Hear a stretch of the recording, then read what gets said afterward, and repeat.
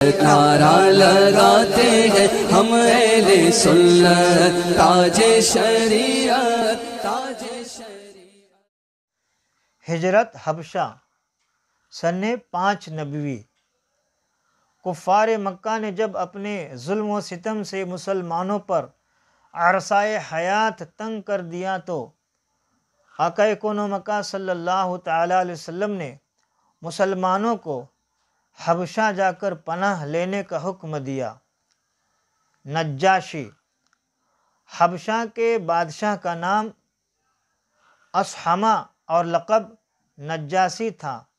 عیسائی دین کا پابند تھا مگر بہت ہی انصاف پسند اور رحم دل تھا، اور تورات و انجیل وغیرہ آسمانی کتابوں کا بہت ہی ماہر عالم تھا۔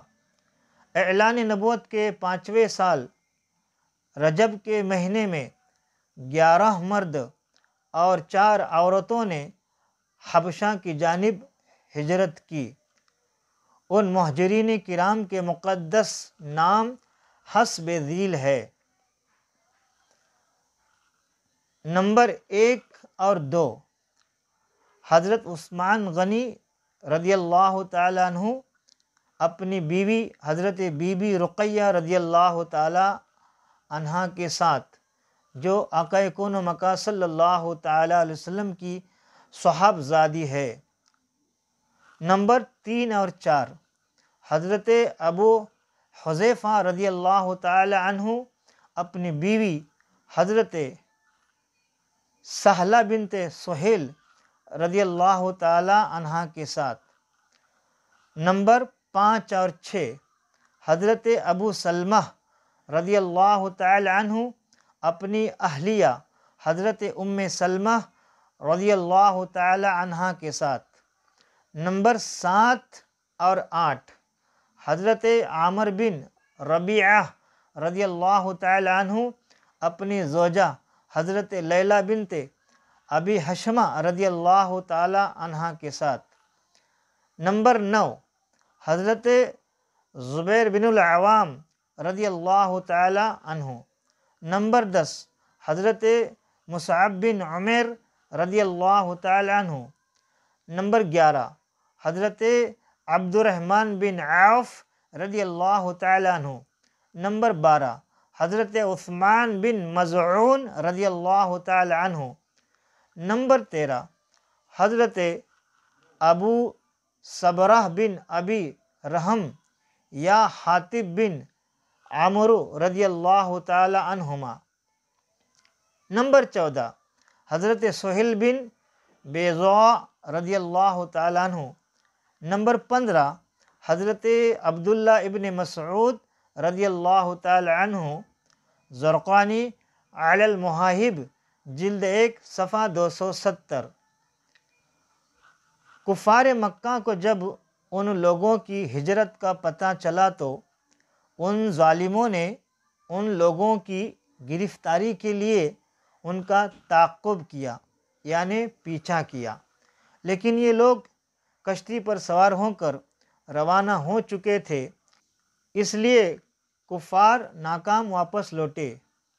یہ مہاجرین کا قافلہ حبشہ کی سرزمین میں اتر کر امن و امان کے ساتھ خدا کی عبادت میں مصروف ہو گیا۔ چند دنوں کے بعد ناگہاں یہ خبر پھیل گئی کہ کفار مکہ مسلمان ہو گئے۔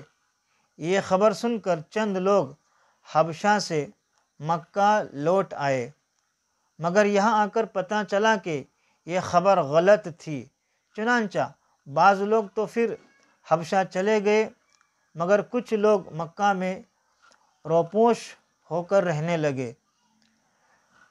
لیکن کفار مکہ نے ان لوگوں کو ڈھونڈ نکالا اور ان لوگوں پر پہلے سے بھی زیادہ ظلم ڈھانے لگے، تو آقا کون و مکہ صلی اللہ تعالیٰ علیہ وسلم نے پھر لوگوں کو حبشہ چلے جانے کا حکم دیا۔ چنانچہ حبشہ سے واپس آنے والے اور ان کے ساتھ دوسرے مظلوم مسلمان کل 83 مرد اور 18 عورتوں نے حبشہ کی جانب ہجرت کی۔ زرقانی علی المحائب جلد 1 صفحہ 287۔ کفار کا سفیر نجاشی کے دربار میں۔ تمام مہاجرین نہایت امن و سکون کے ساتھ حبشہ میں رہنے لگے، مگر کفار مکہ کو کب گوارا ہو سکتا تھا کہ فرزندان توحید کہیں امن و چین کے ساتھ رہ سکے۔ ان ظالموں نے کچھ طائف کے ساتھ عمرو بن العاص اور عمار بن ولید کو بادشاہ حبشہ کے دربار میں اپنا سفیر بنا کر بھیجا۔ ان دونوں نے نجاشی کے دربار میں پہنچ کر تحفوں کا نذرانہ پیش کیا اور بادشاہ کو سجدہ کر کے یہ فریاد کرنے لگے کہ اے بادشاہ، ہمارے کچھ مجرم مکہ سے بھاگ کر آپ کے ملک میں پناہ گزین ہو گئے ہیں، آپ ہمارے ان مجرموں کو ہمارے حوالہ کر دیجئے۔ یہ سن کر نجاشی بادشاہ نے مسلمانوں کو دربار میں طلب کیا اور حضرت علی رضی اللہ تعالیٰ عنہ کے بھائی حضرت جعفر رضی اللہ تعالیٰ عنہ مسلمانوں کے نمائندہ بن کر گفتگو کے لیے آگے بڑھے اور دربار کے آداب کے مطابق بادشاہ کو سجدہ نہیں کیا، بلکہ صرف سلام کر کے کھڑے ہو گئے، اور درباریوں نے ٹوکا تو حضرت جعفر رضی اللہ تعالیٰ عنہ نے فرمایا کہ ہمارے رسول اللہ صلی اللہ تعالیٰ علیہ وسلم نے خدا کے سوا کسی کو سجدہ کرنے سے منع فرمایا ہے، اس لیے میں بادشاہ کو سجدہ نہیں کر سکتا۔ زرقانی علی المحائب جلد 1 صفحہ 288۔ اس کے بعد حضرت جعفر بن ابی طالب رضی اللہ تعالیٰ عنہ نے دربار شاہی میں اس طرح تقریر شروع فرمائی کہ اے بادشاہ، ہم لوگ ایک جاہل قوم تھے، شرک و بت پرستی کرتے تھے، لوٹ مار، چوری، ڈکیتی، ظلم و ستم اور طرح طرح کی بدکاریوں، بداعمالیوں میں مبتلا تھے۔ اللہ تعالیٰ نے ہماری قوم میں ایک ایسے شخص کو اپنا رسول بنا کر بھیجا جس کے حسب و نسب اور صدق و دیانت کو ہم پہلے سے جانتے تھے۔ اس رسول نے ہم کو شرک و بت پرستی سے روک دیا اور صرف ایک خدائے واحد کی عبادت کا حکم دیا، اور ہر قسم کے ظلم و ستم اور تمام برائیوں اور بدکاریوں سے ہم کو منع کیا۔ ہم اس رسول پر ایمان لائے اور شرک و بت پرستی چھوڑ کر تمام برے کاموں سے تائب ہو گئے۔ بس یہی ہمارا گناہ ہے جس پر ہماری قوم ہماری جان کی دشمن ہو گئی، اور ان لوگوں نے ہمیں اتنا ستایا کہ ہم اپنے وطن کو خیر آباد کہہ کر آپ کی سلطنت کے زیر سایہ پر امن زندگی بسر کر رہے ہیں۔ اب یہ لوگ ہمیں مجبور کر رہے ہیں کہ ہم پھر اسی پرانی گمراہی میں واپس لوٹ جائے۔ حضرت جعفر رضی اللہ تعالیٰ عنہ کی تقریر سے نجاشی بادشاہ بے حد متاثر ہوا۔ یہ دیکھ کر کفار مکہ کے سفیر عمرو بن العاص نے اپنا ترکش کا آخری تیر بھی پھینک دیا اور کہا کہ اے بادشاہ، یہ مسلمان لوگ آپ کے نبی حضرت عیسیٰ علیہ السلام کے بارے میں کچھ دوسرا ہی اعتقاد رکھتے ہیں جو آپ کے عقیدہ کے بالکل ہی خلاف ہے۔ یہ سن کر نجاشی بادشاہ نے حضرت جعفر رضی اللہ تعالیٰ عنہ سے اس بارے میں سوال کیا تو آپ نے سورہ مریم کی تلاوت فرمائی۔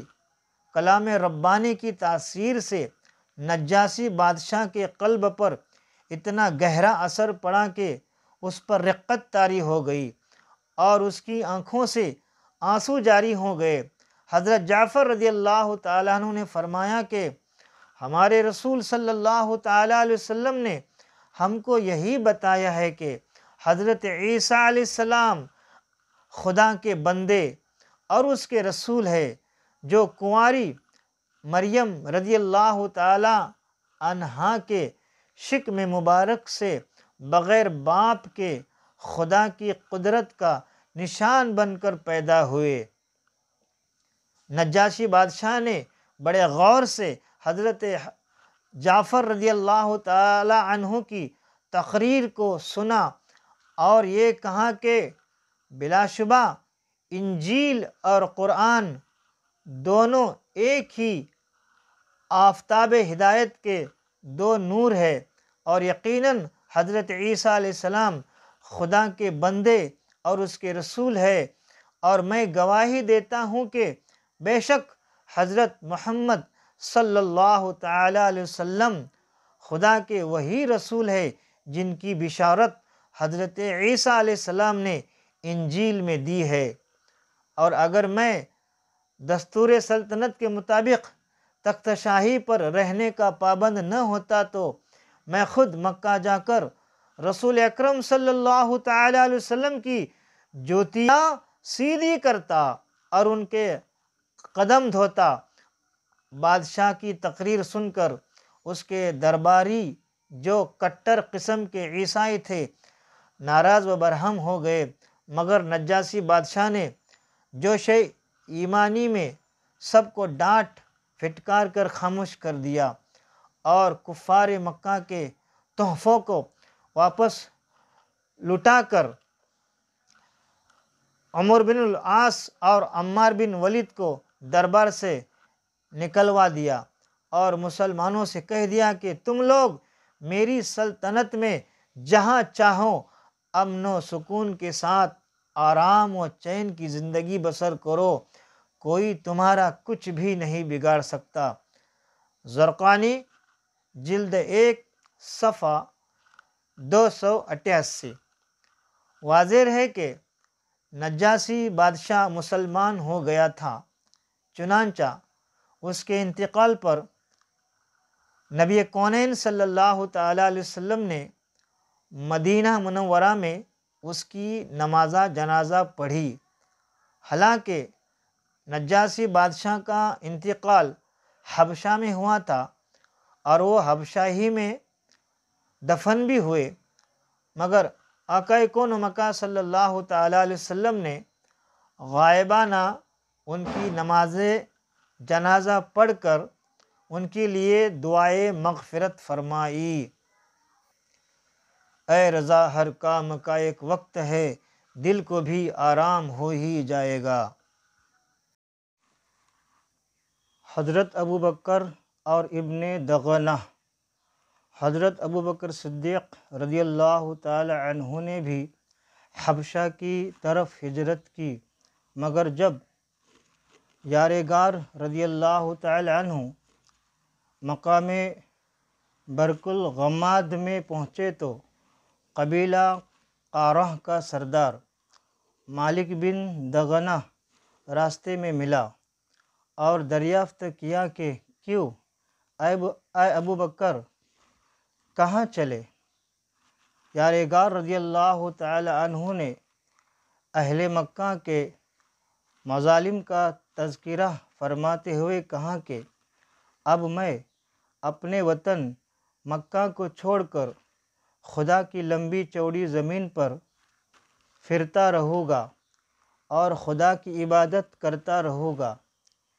ابن دغنہ نے کہا کہ اے ابوبکر، آپ جیسا آدمی نہ شہر سے نکل سکتا ہے نہ نکالا جا سکتا ہے، آپ دوسروں کا بار اٹھاتے ہیں، مہمان حرم کی مہمان نوازی کرتے ہیں، خود کما کما کر مفلسوں اور محتاجوں کی مالی امداد کرتے ہیں، حق کے کاموں میں سب کی امداد و اعانت کرتے ہیں، آپ میرے ساتھ مکہ واپس چلیے، میں آپ کو اپنی پناہ میں لیتا ہوں۔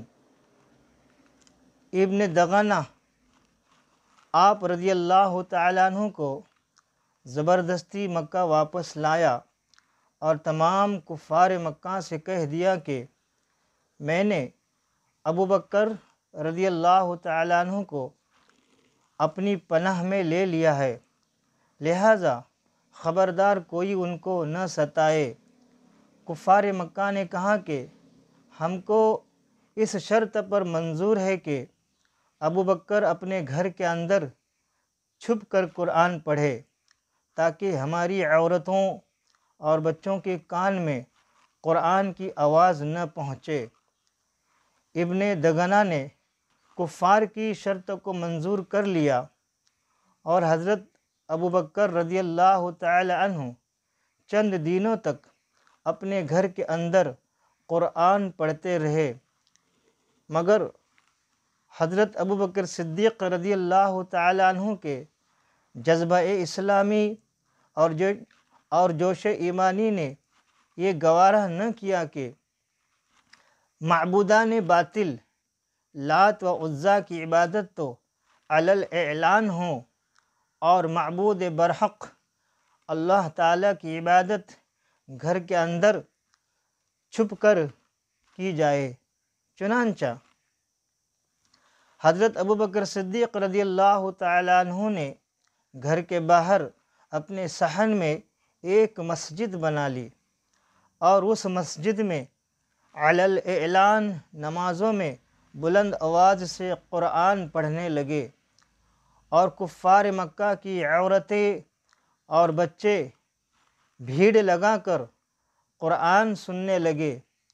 یہ منظر دیکھ کر کفار مکہ نے ابن دغنہ کو مکہ بلایا اور شکایت کی کہ ابو بکر گھر کے باہر قرآن پڑھتے ہیں، جس کو سننے کے لیے ان کے گرد ہماری عورتوں اور بچوں کو میلہ لگ جاتا ہے، اس لیے ہم کو بڑی تکلیف ہوتی ہے، لہٰذا تم ان سے کہہ دو کہ یا تو وہ گھر میں قرآن پڑھے ورنہ تم اپنی پناہ کی ذمہ داری سے دست بردار ہو جاؤ۔ چنانچہ ابن دغنہ نے حضرت ابو بکر صدیق رضی اللہ تعالیٰ عنہ سے کہا کہ اے ابو بکر، آپ گھر کے اندر چھپ کر قرآن پڑھے ورنہ میں اپنی پناہ سے کنارہ کش ہو جاؤں گا۔ اس کے بعد کفار مکہ آپ کو ستائیں گے تو میں اس کا ذمہ دار نہیں ہوگا۔ یہ سن کر حضرت ابو بکر صدیق رضی اللہ تعالیٰ عنہ نے فرمایا کہ اے ابن دغنہ، تم اپنی پناہ کی ذمہ داری سے الگ ہو جاؤ، مجھے اللہ تعالیٰ کی پناہ کافی ہے اور میں اس کی مرضی پر راضی برضا ہوں۔ بخاری جلد 1 صفحہ 307، باب جوارا بی بکر صدیق۔ حضرت امیر حمزہ مسلمان ہو گئے۔ ہم سب کے ایمان کی حفاظت کرنے والے پیشوائے اہل سنت اعلی حضرت رضی اللہ تعالیٰ عنہ فرماتے ہیں، حضرت حمزہ شیر خدا و رسول، حضرت حمزہ شیر خدا و رسول، زینت قادریت پہ لاکھوں سلام۔ اعلان نبوت کے چھٹے سال حضرت حمزہ اور حضرت عمر رضی اللہ تعالی عنہما دو ایسی ہستیاں دامن اسلام میں آ گئے جن سے اسلام اور مسلمانوں کے جاہ و جلال اور ان کے عزت و اقبال کا پرچم بہت ہی سر بلند ہو گیا۔ نبی کونین صلی اللہ تعالی علیہ وسلم کے چچاؤں میں حضرت حمزہ کو آقا کون و مکان صلی اللہ تعالی علیہ وسلم سے بڑی والہانہ محبت تھی، اور وہ صرف 2-3 سال آقا کون و مکان صلی اللہ تعالی علیہ وسلم سے عمر میں بڑے تھے، اور چونکہ انہوں نے بھی حضرت سویبہ کا دودھ پیا تھا، اس لیے آقا کون و مکہ صلی اللہ تعالیٰ علیہ وسلم کے حضرت امیر حمزہ رضی اللہ تعالیٰ عنہ رضاعی بھائی تھے۔ حضرت حمزہ رضی اللہ تعالیٰ عنہ بہت ہی طاقتور اور بہادر تھے اور شکار کے بہت ہی شوقین تھے۔ روزانہ صبح سویرے تیر کمان لے کر گھر سے نکل جاتے اور شام کو شکار سے واپس لوٹ کر حرم میں جاتے، خانہ کعبہ کا طواف کرتے اور قریش کے سرداروں کی مجلس میں کچھ دیر بیٹھا کرتے تھے۔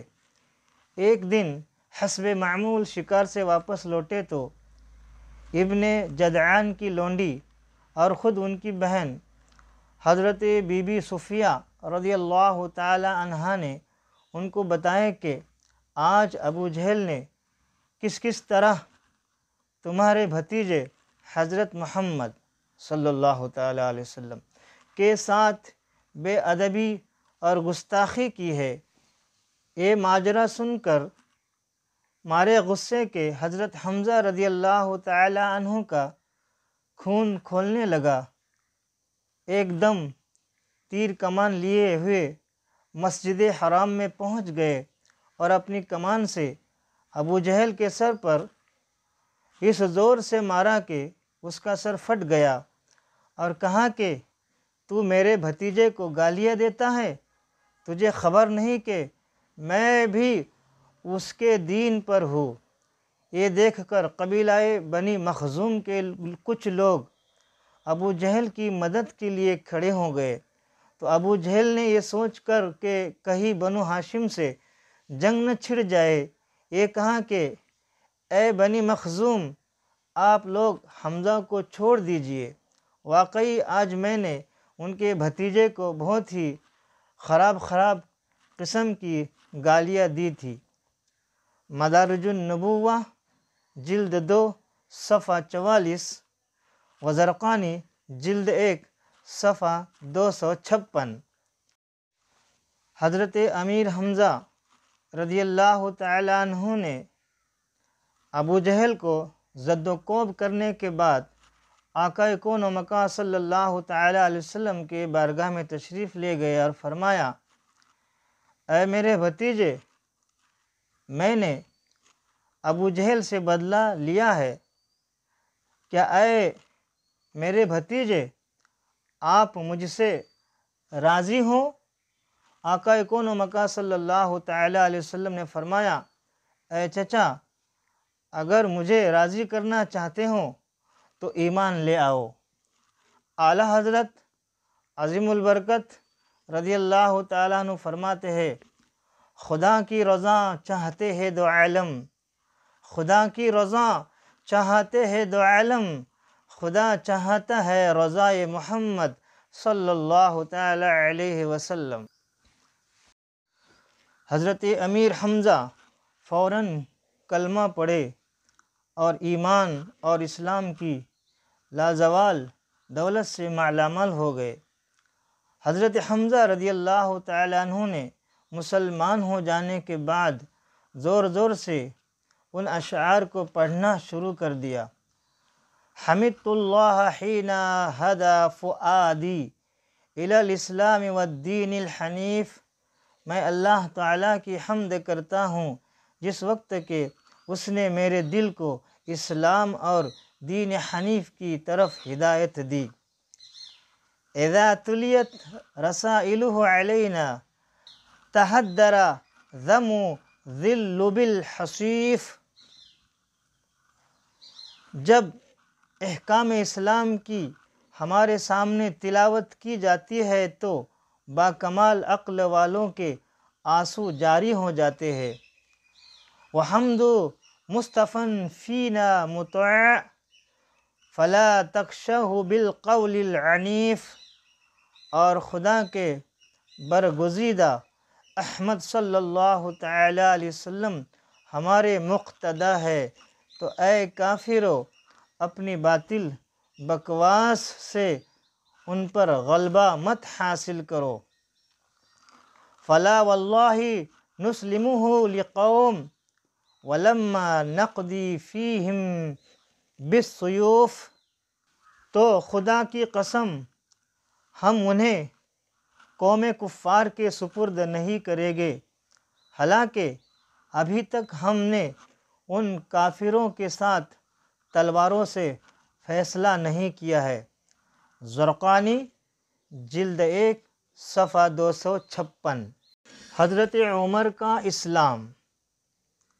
آپ نے اس وقت اسلام قبول کیا جب کہ 40 مرد اور 11 عورتیں ایمان لا چکی تھے، اور بعض علماء کا خیال ہے کہ آپ نے 39 مرد اور 23 عورتوں کے بعد اسلام قبول کیا۔ تاریخ الخلفاء۔ ترمذی شریف کی حدیث ہے، نبی کونین صلی اللہ تعالی علیہ وسلم دعا فرماتے تھے، یا الہ العالمین، عمر بن خطاب اور ابو جہل بن ہشام میں سے جو تجھے پیارا ہوں اس سے اسلام کو عزت عطا فرما۔ اور حاکم کی روایت میں حضرت ابن عباس رضی اللہ تعالی عنہما سے یہ ہے کہ نبی کونین صلی اللہ تعالی علیہ وسلم نے اس طرح دعا فرمائی، اللہم اعز الاسلام بعمر بن الخطاب خاصہ، یعنی یا اللہ خاص طور سے عمر بن خطاب کو مسلمان بنا کر اسلام کو عزت و قوت عطا فرما۔ تو اللہ تعالیٰ کے محبوب صلی اللہ تعالی علیہ وسلم کی یہ دعا بارگاہ الہی میں مقبول ہو گئی، اور حضرت عمر رضی اللہ تعالی عنہ اسلام سے مشرف ہو گئے۔ روئے زمین کے تمام مومنین اور مومنات کے ایمان اور عقیدے کی حفاظت کرنے والے پیشوائے اہل سنت اعلی حضرت رضی اللہ تعالیٰ عنہ یوں فرماتے ہیں، او دعا جس کا جوبن بہار قبول، اس نسیم اجابت پہ لاکھوں سلام۔ وہ عمر جس کے اعداء پہ شیدا سقر، اس خدا دوست حضرت پہ لاکھوں سلام۔ فاروق حق و باطل امام الہدا، تیغ مسلول شدت پہ لاکھوں سلام۔ ترجمان نبی ہم زبان نبی، جان شان عدالت پہ لاکھوں سلام۔ حضرت عمر رضی اللہ تعالیٰ عنہ نے فوراً کہا، اشہد ان لا الہ الا اللہ وانک عبد اللہ ورسولہ۔ نبی کونین صلی اللہ تعالی علیہ وسلم کی دعا حضرت عمر رضی اللہ تعالیٰ عنہ کے بارے میں قبول ہوئی، تب ہم سب کے ایمان اور عقیدے کی حفاظت کرنے والے امام اہل سنت امام احمد رضا رضی اللہ تعالیٰ عنہ یوں بول اٹھے، اجابت کا صحرا عنایت کا جوڑا، اجابت کا صحرا عنایت کا جوڑا، دلہن بن کے نکلی دعائے محمد صلی اللہ تعالی علیہ وسلم۔ اور فرماتے ہیں، اجابت نے جھک کر گلے سے لگایا، اجابت نے جھک کر گلے سے لگایا، بڑی ناز سے جب دعائے محمد صلی اللہ تعالی علیہ وسلم۔ حضرت حمزہ رضی اللہ تعالیٰ عنہ کے اسلام لانے کے بعد تیسرے ہی دن حضرت عمر رضی اللہ تعالیٰ عنہ بھی دولت اسلام سے مالا مال ہو گئے۔ حضرت عمر رضی اللہ تعالیٰ عنہ کے مشرف باسلام ہونے کے واقعات میں بہت سی روایات ہے۔ ایک روایت یہ ہے کہ عمر رضی اللہ تعالیٰ عنہ ایک دن غصہ میں بھرے ہوئے ننگی تلوار لے کر اس ارادہ سے چلے کہ آج میں اسی تلوار سے پیغمبر اسلام کا خاتمہ کر دوں گا۔ اور ایک روایت یہ ہے کہ جب اسلام بڑھتا ہی چلا جا رہا تھا تو کفار و مشرکین نے ایک میٹنگ کی اور اس میٹنگ میں یہ مشورہ کیا، ہم نے مسلمانوں پر ظلم کی انتہائی کر دی، طرح طرح کی تکلیفیں ان کو دی، مگر وہ اسلام سے باز نہیں آئے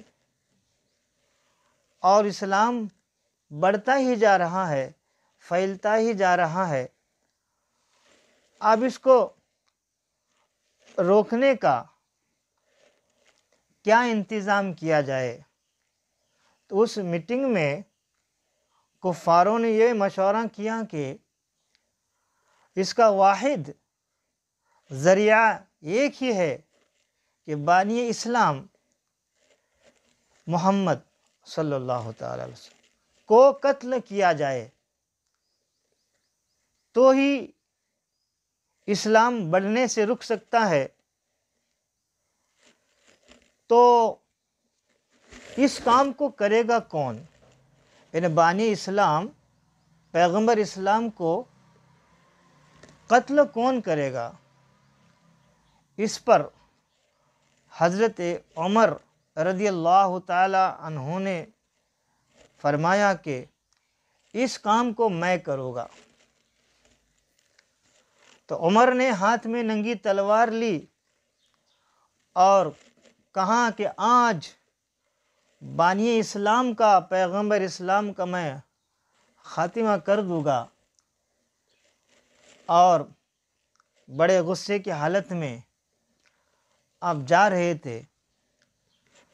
اتفاق سے راستے میں حضرت نعیم بن عبداللہ قریشی رضی اللہ تعالی عنہ سے ملاقات ہو گئی۔ یہ مسلمان ہو چکے تھے، مگر حضرت عمر رضی اللہ تعالی عنہ کو ان کے اسلام کی خبر نہیں تھی۔ حضرت نعیم بن عبداللہ رضی اللہ تعالی عنہ نے پوچھا، کیوں اے عمر، اس دوپہر کی گرمی میں ننگی تلوار لیے کہاں چلے؟ کہنے لگے کہ آج بانی اسلام کا فیصلہ کرنے کے لیے گھر سے نکل پڑا ہوں۔ انہوں نے کہا، پہلے اپنے گھر کی خبر لو، تمہاری بہن فاطمہ بنت الخطاب اور تمہارے بہنوئی سعید بن زید بھی تو مسلمان ہو گئے ہیں۔ یہ سن کر آپ بہن کے گھر پہنچے اور دروازہ کھٹکھٹایا۔ گھر کے اندر چند مسلمان چھپ کر قرآن پڑھ رہے تھے۔ حضرت عمر رضی اللہ تعالیٰ عنہ کی آواز سن کر سب لوگ ڈر گئے اور قرآن کی اوراق چھوڑ کر ادھر ادھر چھپ گئے۔ بہن نے اٹھ کر دروازہ کھولا تو حضرت عمر رضی اللہ تعالیٰ عنہ چلا کر بولے کہ اے اپنی جان کی دشمن،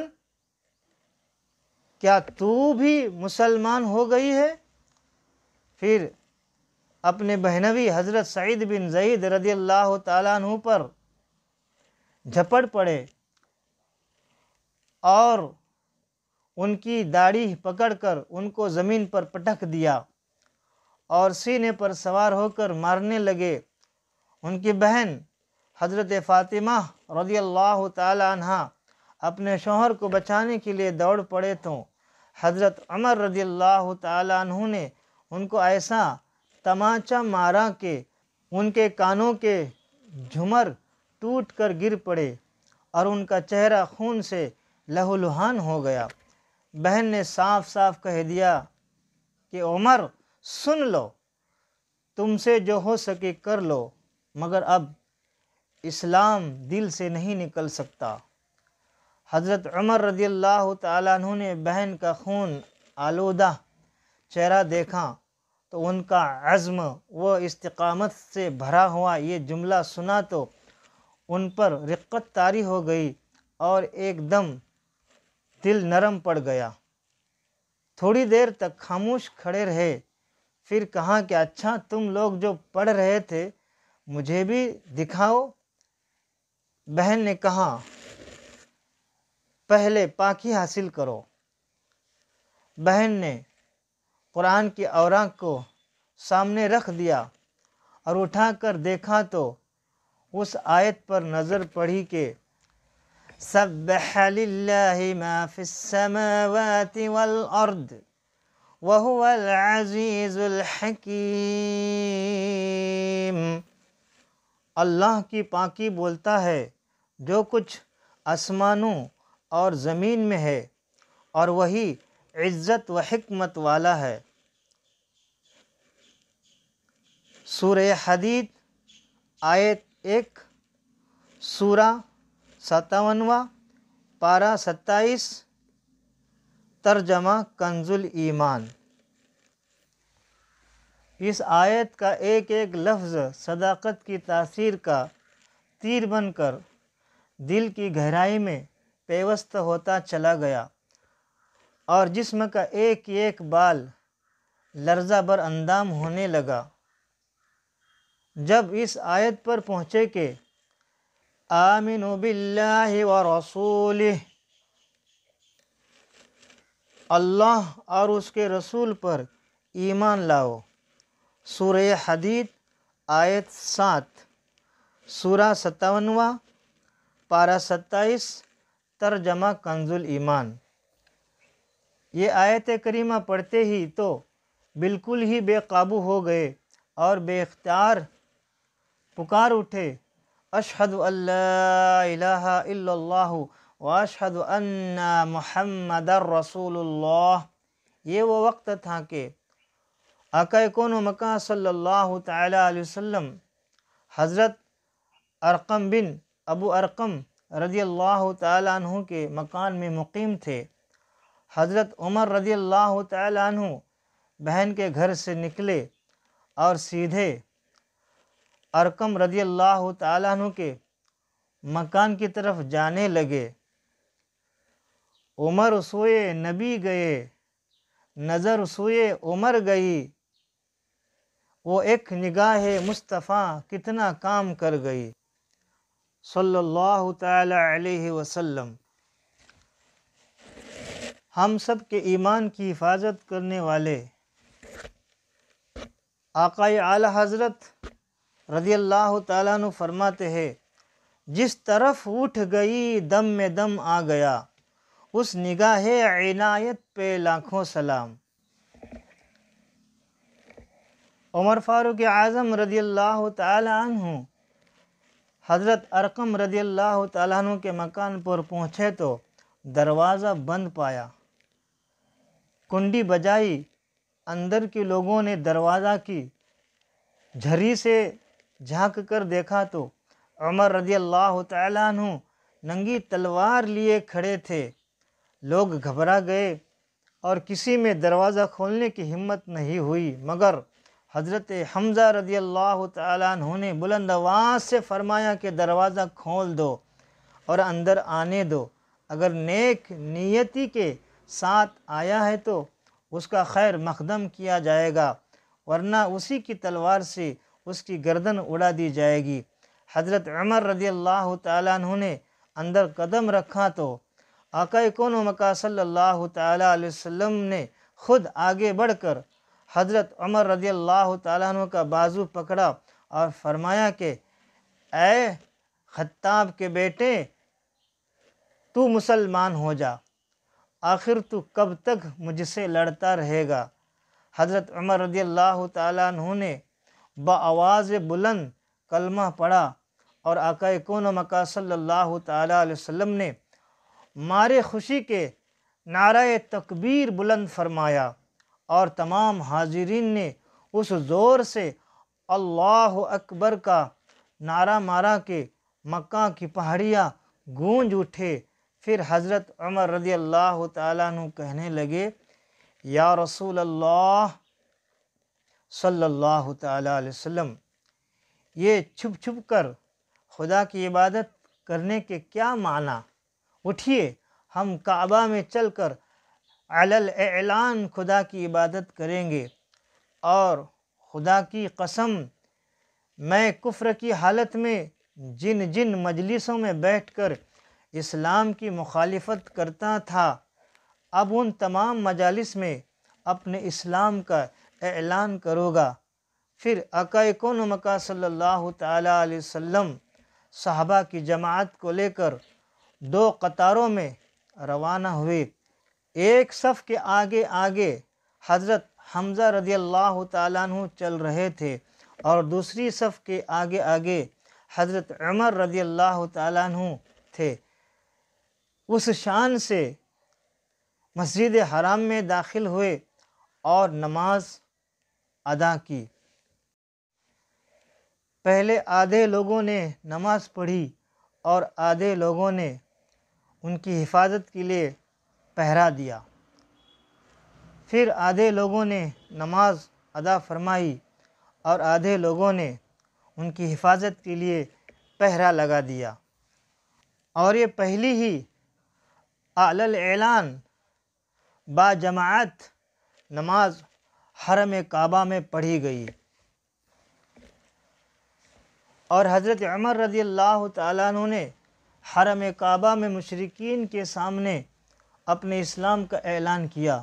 یہ سنتے ہی ہر طرف سے کفار دوڑ پڑے اور حضرت عمر رضی اللہ تعالیٰ عنہ کو مارنے لگے، اور حضرت عمر رضی اللہ تعالیٰ عنہ بھی ان لوگوں سے لڑنے لگے۔ ایک ہنگامہ برپا ہو گیا۔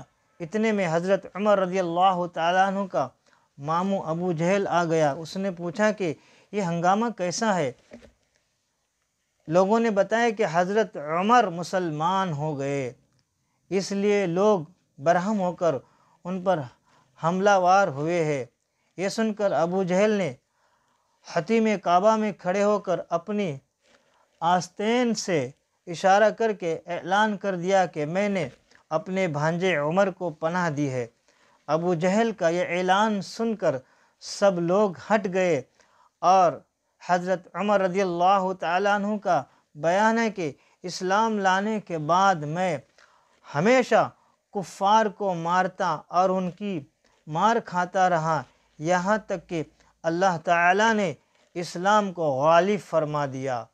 زرقانی علی المحائب جلد 1 صفحہ 272۔ حضرت عمر رضی اللہ تعالیٰ عنہ فرماتے ہیں کہ کفار قریش نے مجھے اور حضرت حمزہ کو جب مسلمانوں کے گروہ کے ساتھ دیکھا تو ان کو بے انتہا ملال ہوا۔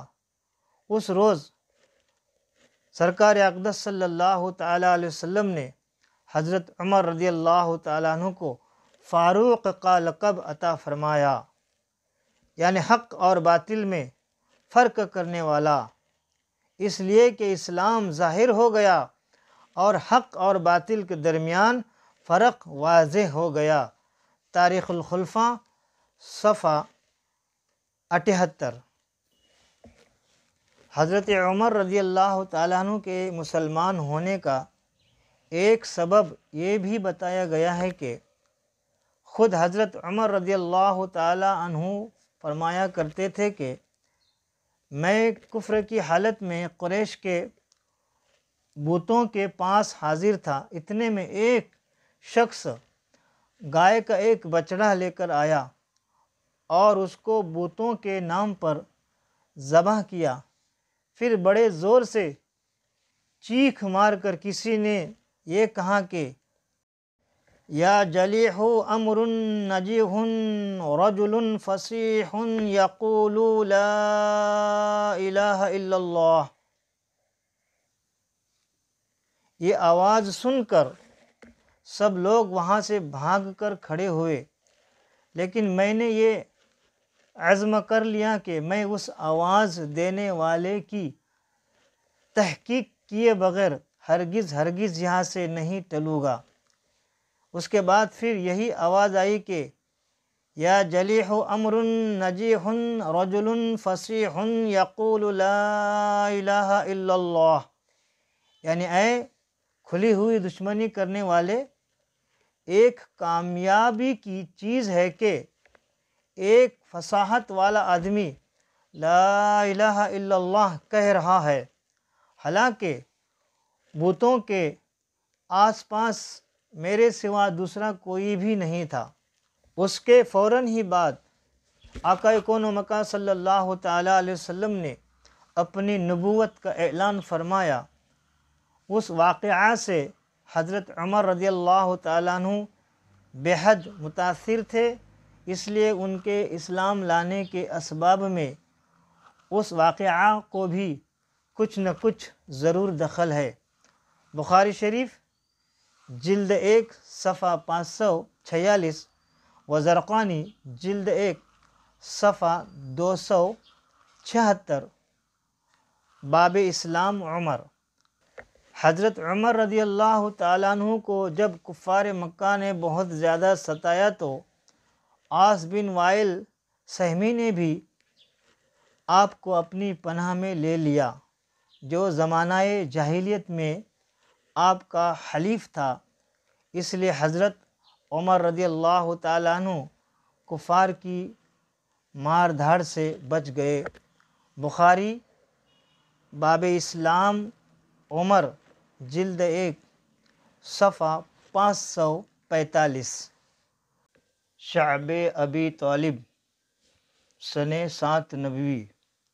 اعلان نبوت کے 7ویں سال سن 7 نبوی میں کفار مکہ نے جب دیکھا کہ روز بروز مسلمانوں کی تعداد بڑھتی ہی جا رہی ہے اور حضرت حمزہ و حضرت عمر رضی اللہ تعالی عنہما جیسے بہادران قریش بھی دامن اسلام میں آ گئے، تو غیظ و غضب میں یہ لوگ آپے سے باہر ہو گئے اور تمام سرداران قریش اور مکہ کے دوسرے کفار نے یہ اسکیم بنائی کہ آقا کون و مکان صلی اللہ تعالی علیہ وسلم اور آپ کے خاندان کا مکمل بائیکاٹ کر دیا جائے اور ان لوگوں کو کسی تنگ و تاریک جگہ میں محصور کر کے ان کا دانہ پانی بند کر دیا جائے تاکہ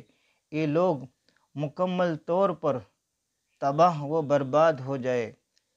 چنانچہ اس خوفناک تجویز کے مطابق تمام قبائل قریش نے آپس میں یہ معاہدہ کیا کہ جب تک بنی ہاشم کے خاندان والے آقا کون و مکان صلی اللہ تعالی علیہ وسلم کو قتل کے لیے ہمارے حوالہ نہ کر دے۔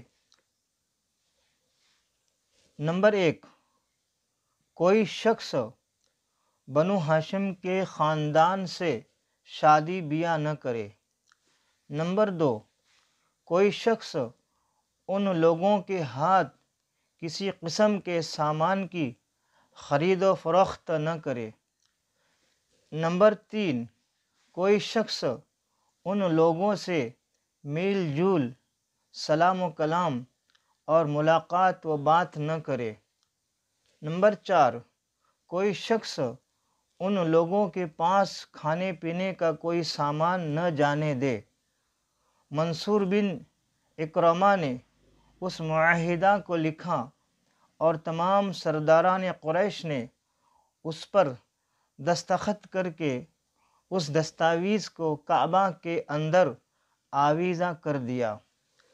ابو طالب مجبوراً نبی کونین صلی اللہ تعالی علیہ وسلم اور دوسرے تمام خاندان والوں کو لے کر پہاڑ کی اس گھاٹی میں جس کا نام شعب ابی طالب تھا پناہ گزین ہوئے۔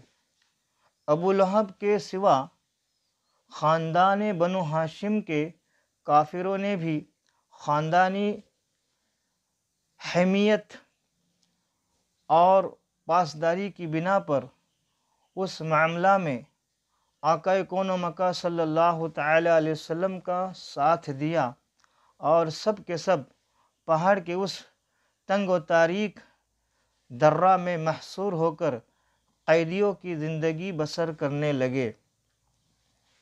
اور یہ 3 برس کا زمانہ اتنا سخت اور کٹھن گزرا کہ بنو ہاشم درختوں کے پتے اور سوکھے چمڑے پکا پکا کر کھاتے تھے اور ان کے بچے بھوک پیاس کی شدت سے تڑپ تڑپ کر دن رات رویا کرتے تھے۔ سنگدل اور ظالم کافروں نے ہر طرف پہرا بٹھا دیا تھا کہ کہیں سے بھی گھاٹی کے اندر دانہ پانی نہ جانے پائے۔ زرقانی علی المحاہب جلد 1 صفحہ 278۔ مسلسل 3 سال تک نبی کونین صلی اللہ تعالی علیہ وسلم اور خاندان بنو ہاشم ان ہوش ربا مصائب کو جھیلتے رہے، یہاں تک کہ خود قریش کے کچھ رحم دلوں کو بنو ہاشم کی ان مصیبتوں پر رحم آ گیا اور ان لوگوں نے اس ظالمانہ معاہدہ کو توڑنے کی تحریک اٹھائی۔ چنانچہ ہشام بن عمرو عامری، زہیر بن ابی امیہ، مطعم بن عدی، ابو النشتری، زمع بن الاسود وغیرہ یہ سب مل کر ایک ساتھ حرم کعبہ میں گئے، اور زہیر نے جو عبد المطلب کے نواسے تھے، کفار قریش کو مخاطب کر کے اپنی پرجوش تقریر میں یہ کہا کہ اے لوگوں، یہ کہاں کا انصاف ہے کہ ہم لوگ تو آرام سے زندگی بسر کر رہے ہیں اور خاندان بنو ہاشم کے بچے بھوک پیاس سے بے قرار ہو کر بل بلا رہے ہیں۔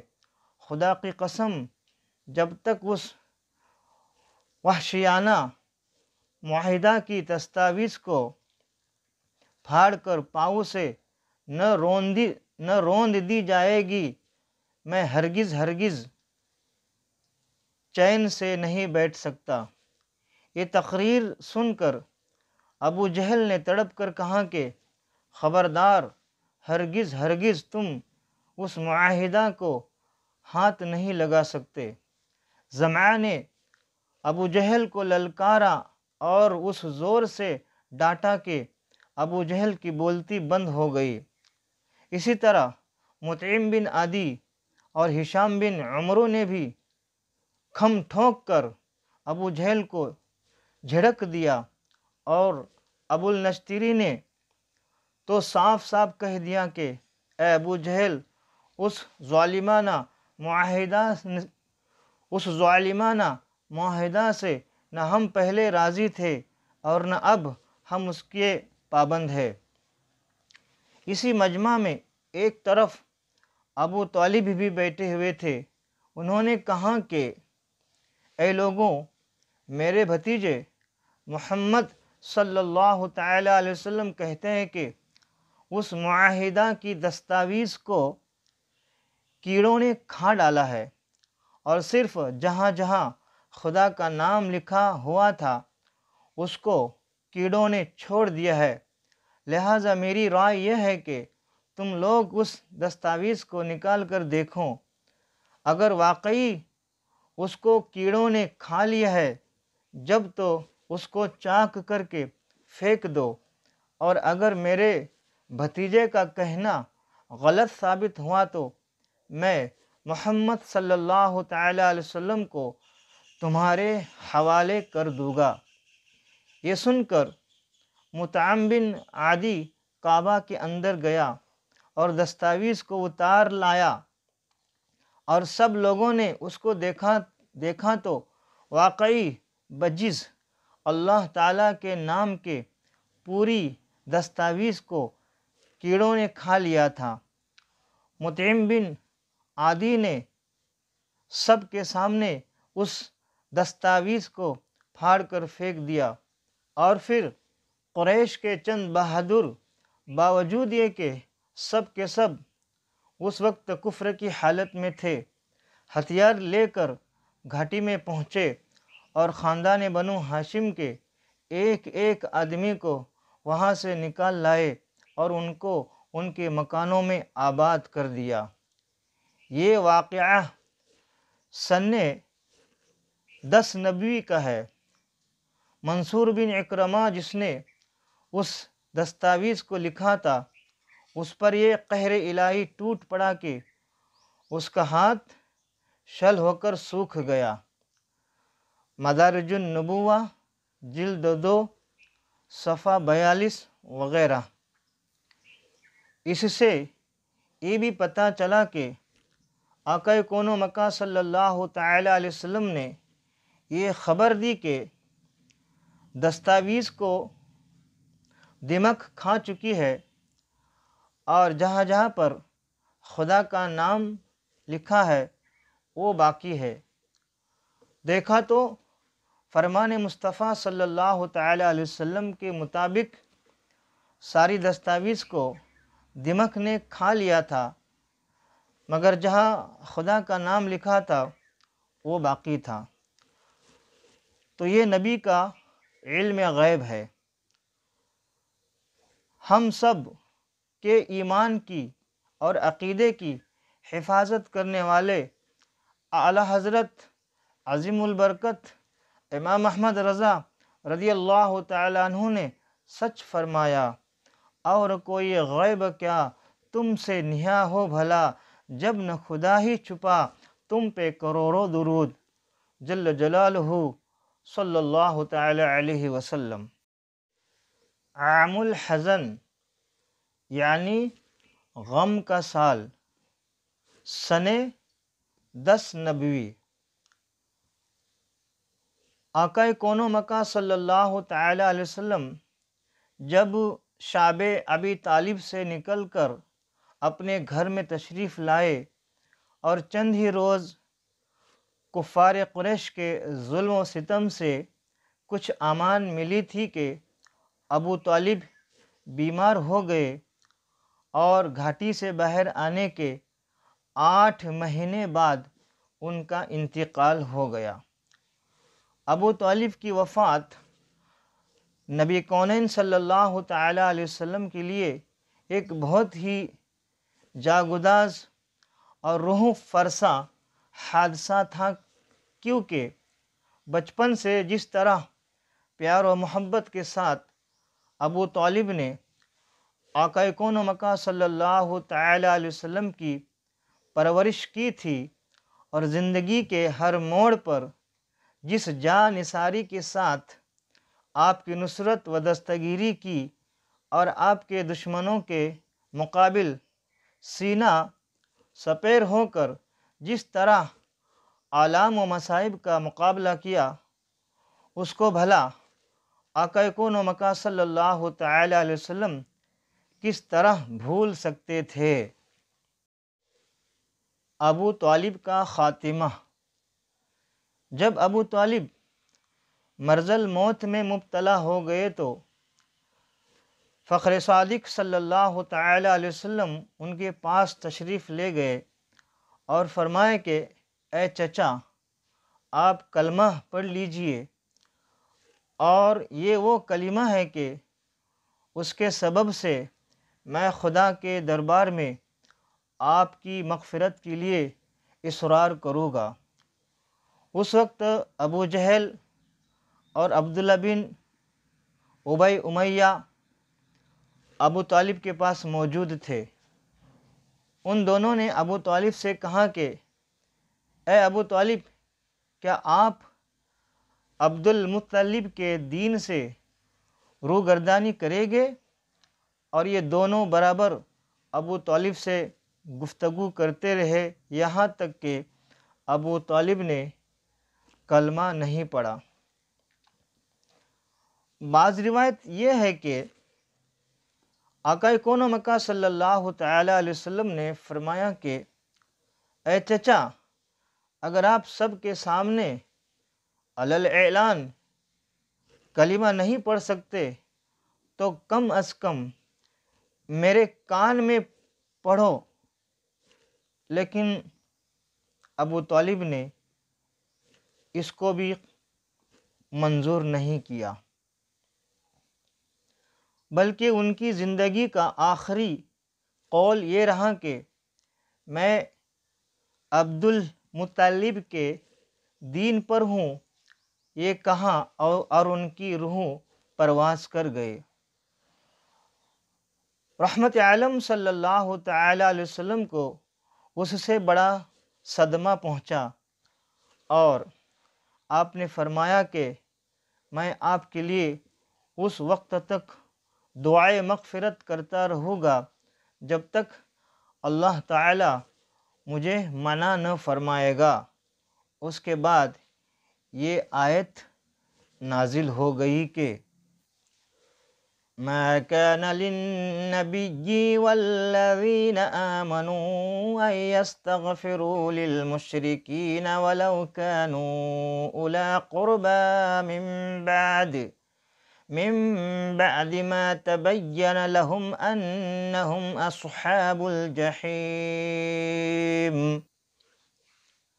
نبی اور ایمان والوں کو لائق نہیں کہ مشرکوں کی بخشش چاہے اگرچہ وہ رشتہ دار ہو، جب کہ انہیں کھل چکا کہ وہ دوزخی ہے۔ سورہ توبہ آیت 113، 9واں سورہ پارہ 11واں، ترجمہ کنز الایمان۔ اور مصنف رحمۃ اللہ تعالی علیہ کا ترجمہ بھی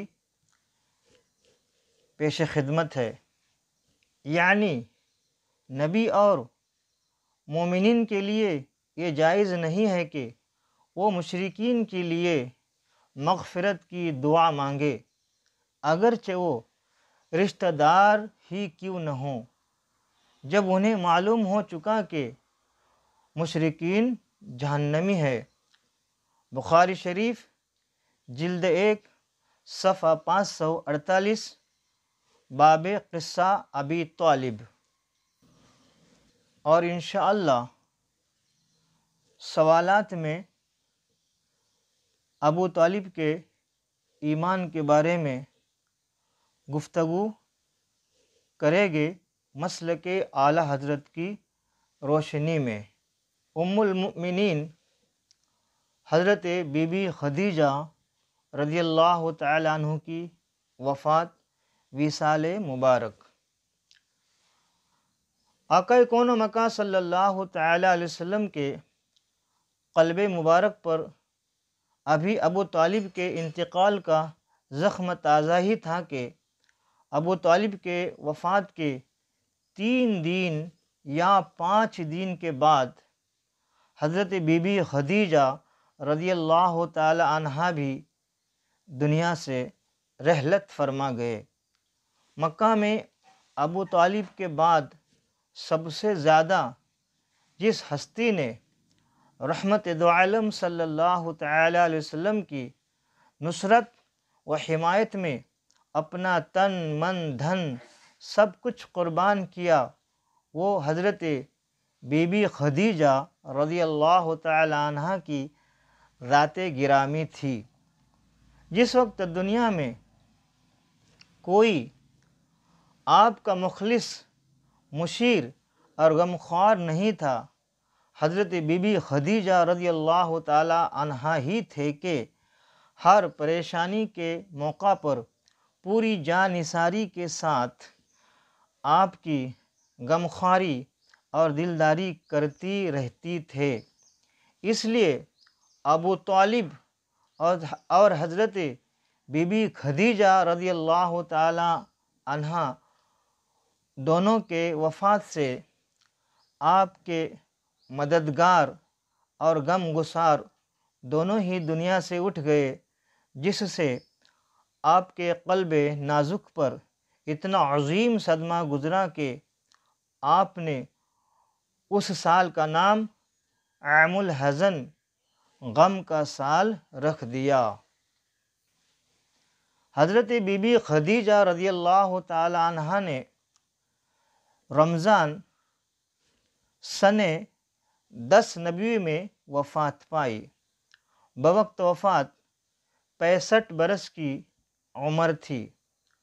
مقام حجون قبرستان جنت المعلی میں مدفن ہوئے۔ حضور رحمت دو عالم صلی اللہ تعالی علیہ وسلم خود بنفس نفیس ان کی قبر میں اترے اور اپنے مقدس ہاتھوں سے ان کے جسد مبارک کو زمین کے سپرد فرمایا۔ زرقانی جلد 1 صفحہ 296۔ طائف وغیرہ کا سفر۔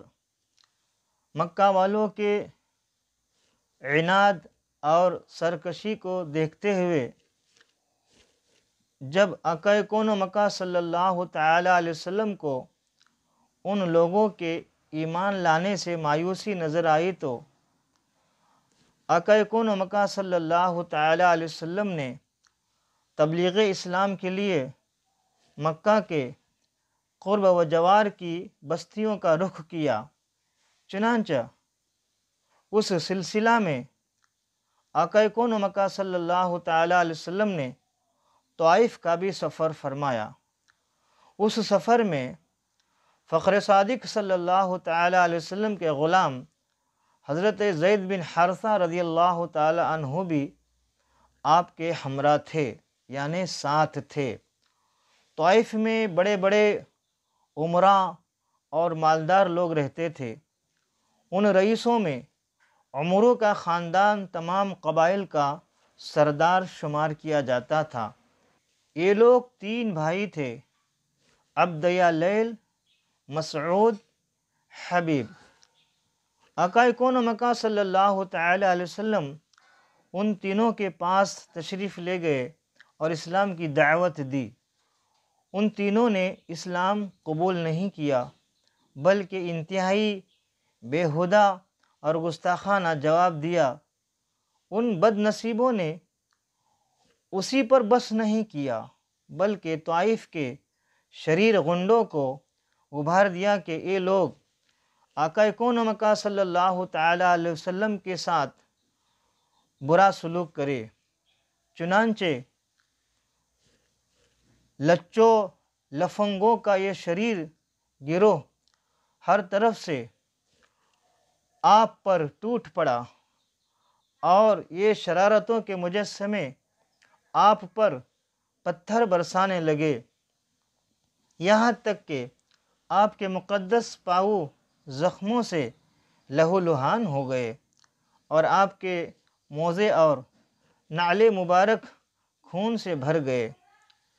جب آپ زخموں سے بے تاب ہو کر بیٹھ جاتے تو یہ ظالم انتہائی بے دردی کے ساتھ آپ کا بازو پکڑ کر اٹھاتے، اور جب آپ چلنے لگتے تو پھر آپ پر پتھروں کی بارش کرتے اور ساتھ ساتھ طعنہ زنی کرتے، گالیاں دیتے، تالیاں بجاتے، ہنسی اڑاتے۔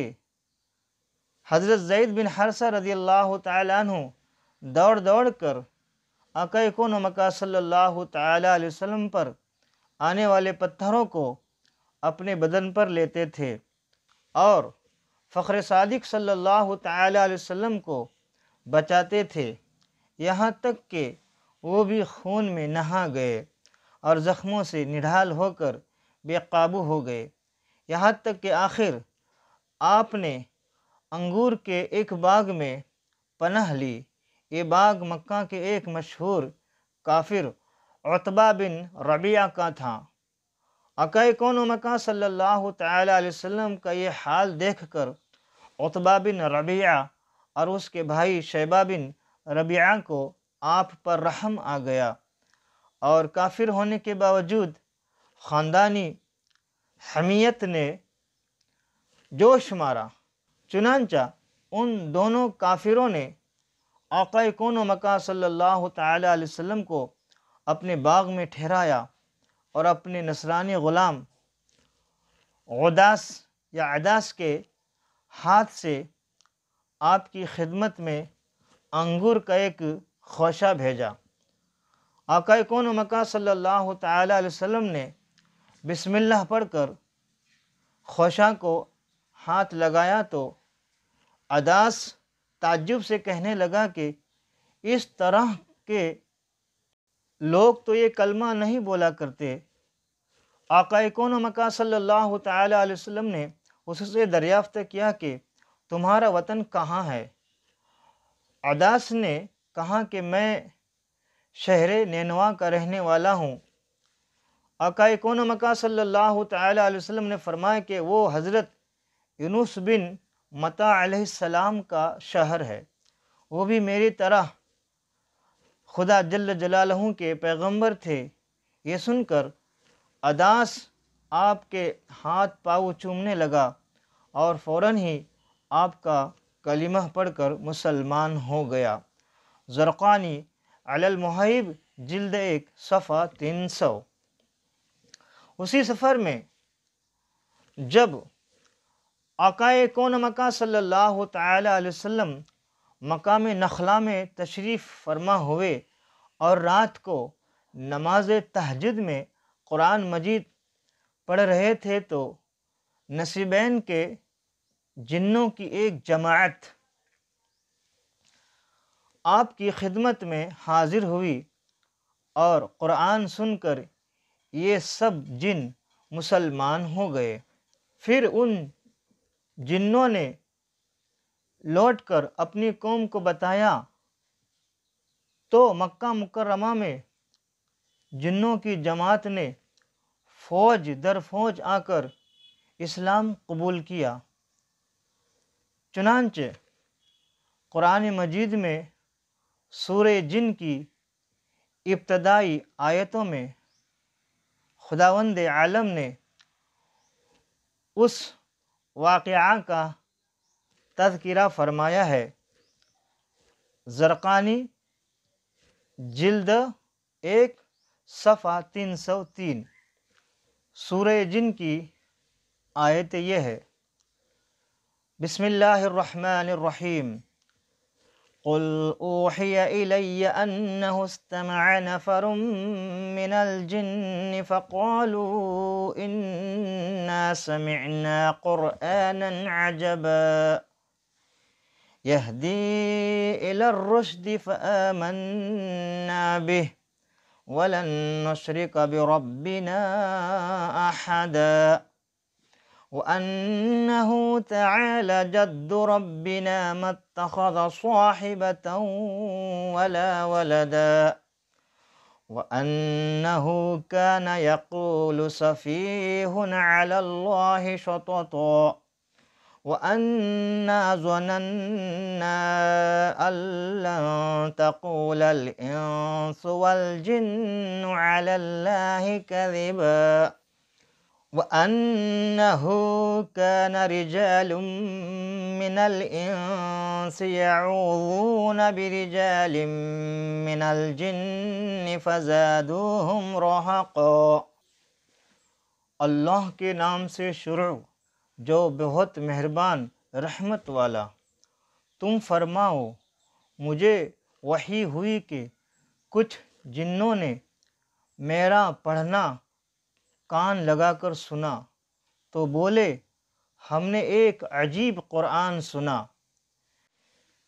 کہ بھلائی کی راہ بتاتا ہے، تو ہم اس پر ایمان لائے اور ہم ہرگز کسی کو اپنے رب کا شریک نہ کریں گے، اور یہ کہ ہمارے رب کی شان بہت بلند ہے، نہ اس نے عورت کو اختیار کی اور نہ بچہ، اور یہ کہ ہم میں کا بیوقوف اللہ پر بڑھ کر بات کہتا تھا۔ سورہ جن آیت 1 اور 2۔ سورہ 72 پارہ 29، ترجمہ کنز الایمان۔ مقام نخلا میں آقا کون مکہ صلی اللہ تعالی علیہ وسلم نے چند دنوں تک قیام فرمایا، پھر آپ مقام حرا میں تشریف لائے اور قریش کے ایک معزز سردار مطعم بن عدی کے پاس یہ پیغام بھیجا کہ کیا تم مجھے اپنی پناہ میں لے سکتے ہو؟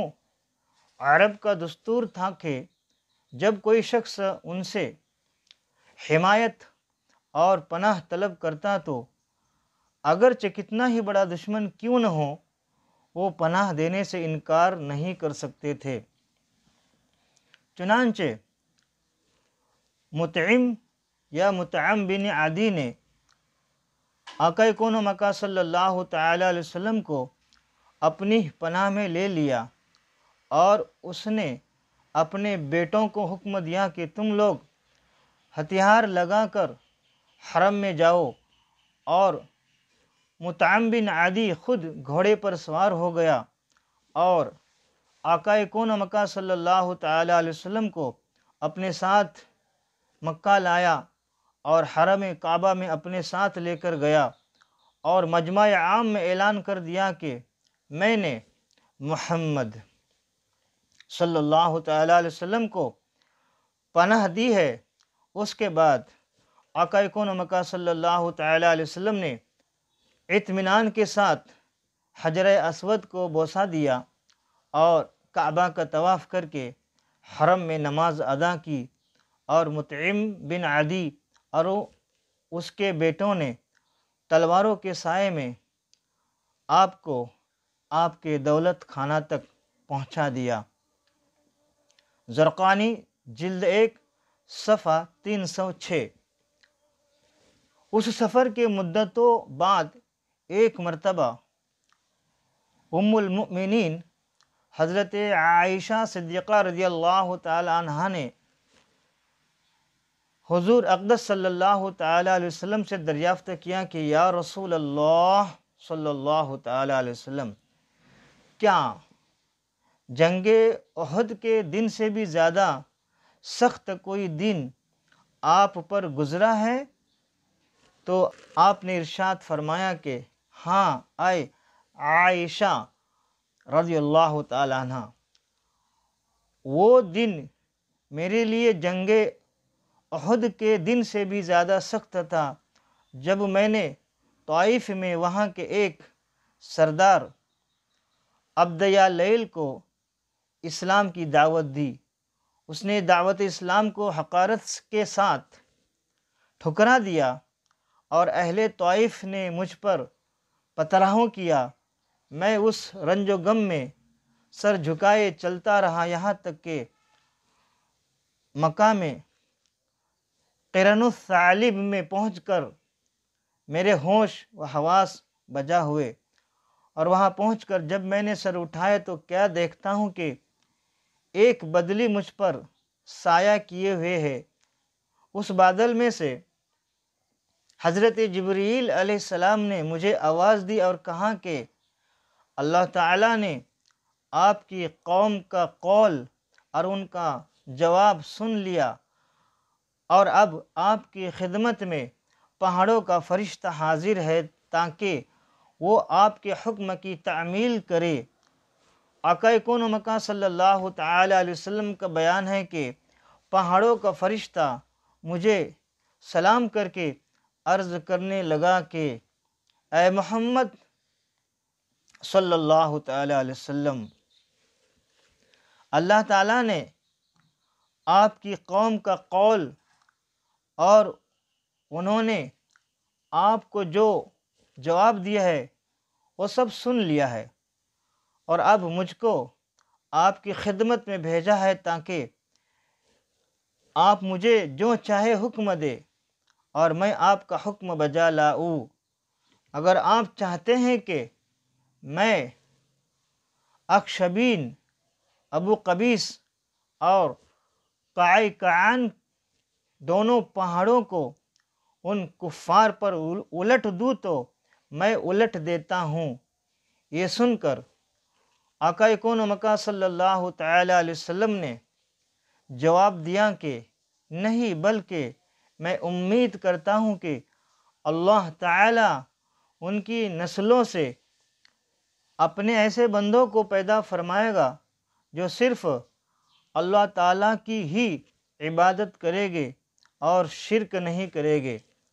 بخاری باب ذکر الملائکہ جلد 1 صفحہ 458، اور زرقانی جلد 1 صفحہ 297۔ تو پتہ چلا کہ فرشتوں کی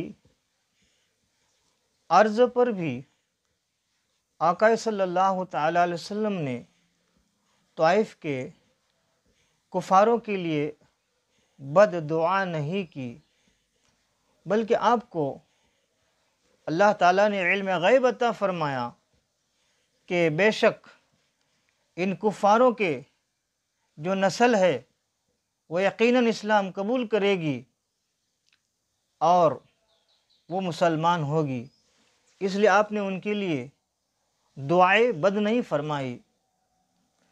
ہم سب کی ایمان و عقیدے کی حفاظت فرمانے والے پیشوائے اہل سنت اعلیٰ حضرت رضی اللہ تعالیٰ عنہ فرماتے ہیں، برسے کرم کی بھرن پھولے نعم کے چمن، برسے کرم کی بھرن پھولے نعم کے چمن، ایسی چلا دو ہوا تم پہ کروڑوں درود، ایسی چلا دو ہوا تم پہ کروڑوں درود۔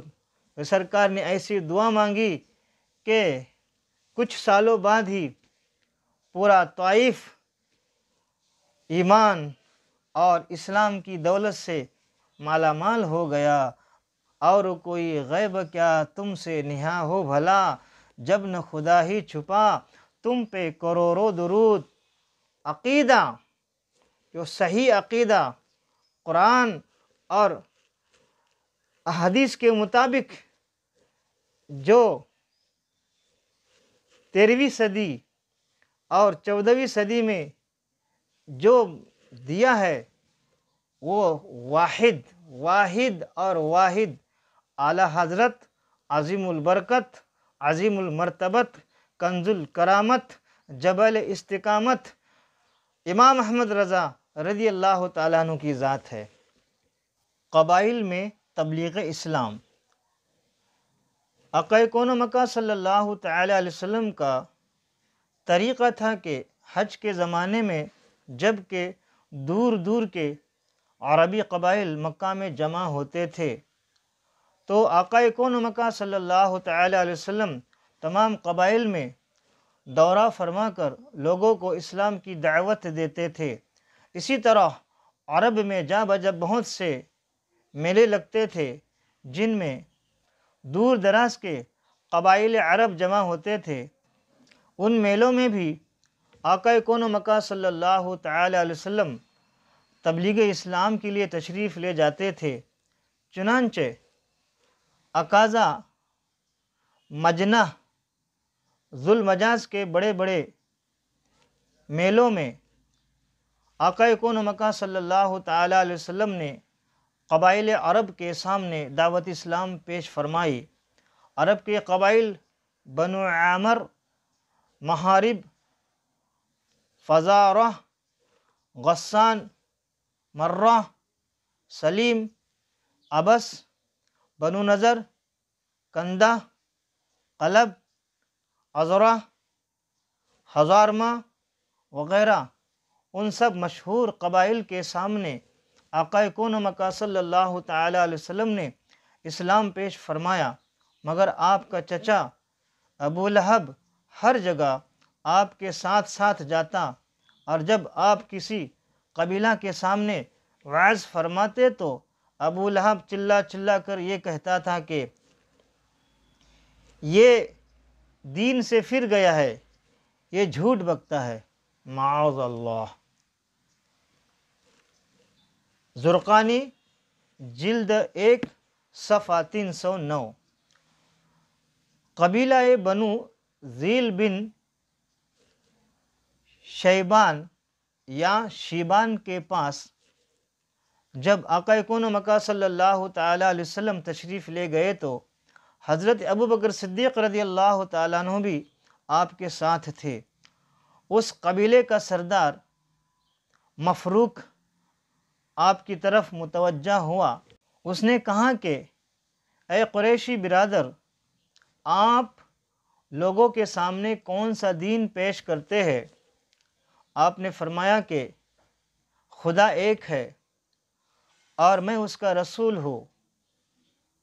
پھر آپ نے سورہ انعام کی چند آیتیں تلاوت فرمائی، اور اس کے علاوہ ہم ملک فارس کے بادشاہ کسریٰ کے زیر اثر اور رعیت ہے، اور ہم یہ معاہدہ کر چکے ہیں کہ ہم بادشاہ کسریٰ کے سوا کسی اور کے زیر اثر نہیں رہیں گے۔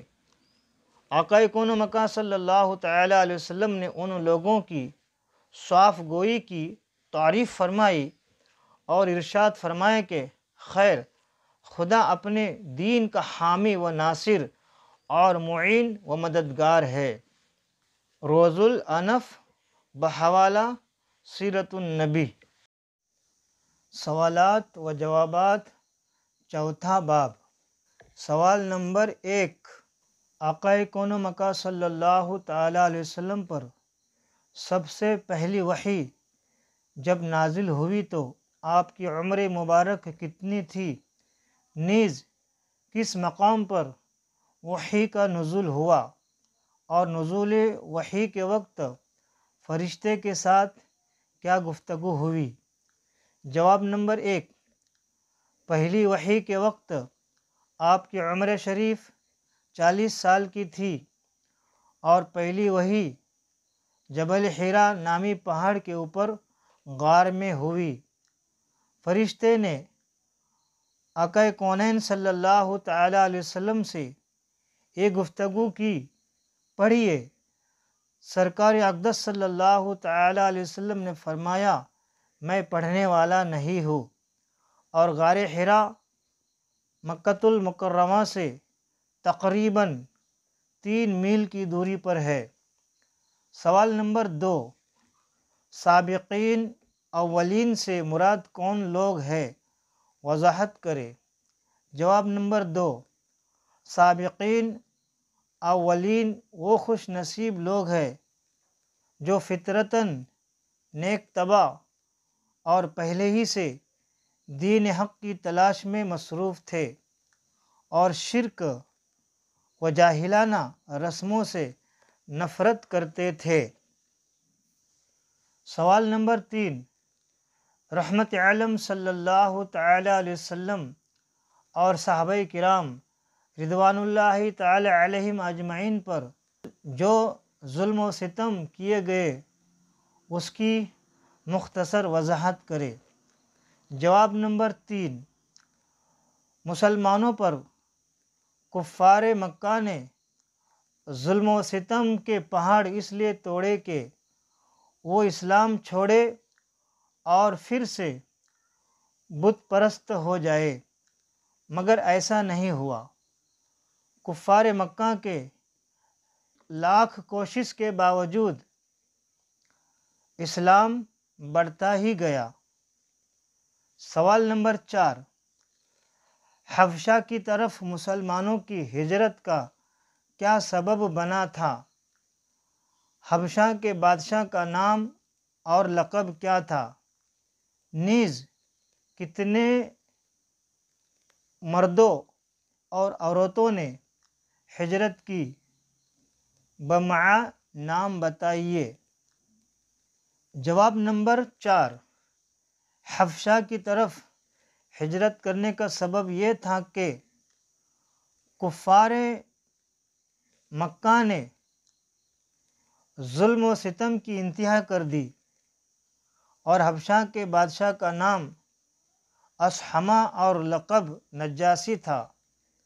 اعلان نبوت کے 5ویں سال رجب کے مہینے میں 11 مرد اور 4 عورتوں نے حبشہ کی طرف ہجرت کی، اور ان کے نام یہ ہے: حضرت عثمان غنی اور ان کی بیوی حضرت بی بی رقیہ، حضرت ابو حذیفہ اور ان کی بیوی حضرت سہلہ، حضرت ابو سلمہ اور ان کی بیوی حضرت ام سلمہ، حضرت عمر بن ربیعہ اور ان کی زوجہ حضرت لیلہ، حضرت زبیر بن العوام حضرت مصعب بن عمیر، حضرت عبد الرحمن بن عوف، حضرت عثمان بن مظعون، حضرت